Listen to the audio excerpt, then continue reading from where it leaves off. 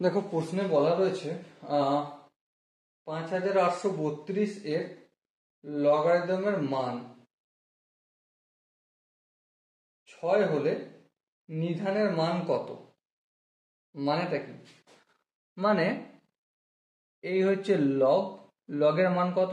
5832।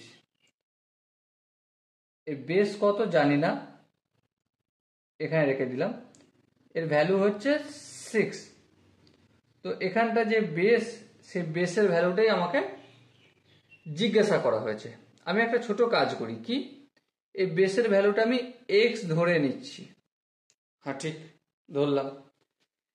তো এবারে আমরা ফর্মুলা কি জানি, যে লগ এন বেস যদি এ থাকে ইকুয়াল টু যদি বি হয়, তার মানে এন ইকুয়াল টু কি এ টু দি পাওয়ার বি হয়।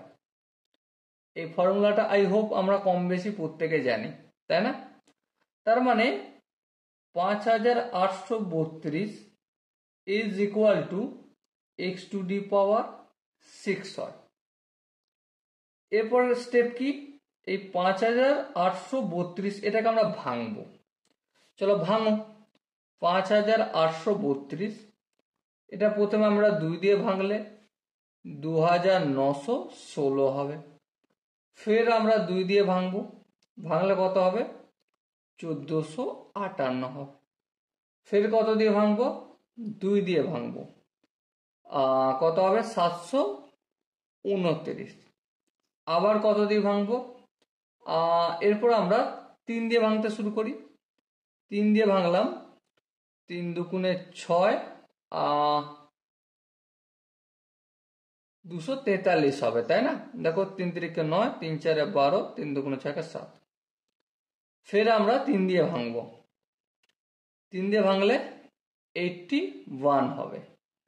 আবার 3 দিয়ে যদি ভাঙি 27 হবে। ফের 3 দিয়ে ভাঙবো, 9 হবে। ফের 3 দিয়ে ভাঙলে 3 হবে। সো আলটিমেট দেখো 3টে 2 পেয়েছি, আর 1 2 3 4 5 6, 6টা 3 পেয়েছি, তাই না? সো এখানটা যদি আমরা লিখি 3√2 তার হোল পাওয়ার 6, আই হোপ ভুল হবে না। ওকে, তার মানে এক্স এর ভ্যালু আমরা এখান থেকে কত পাচ্ছি? 3√2।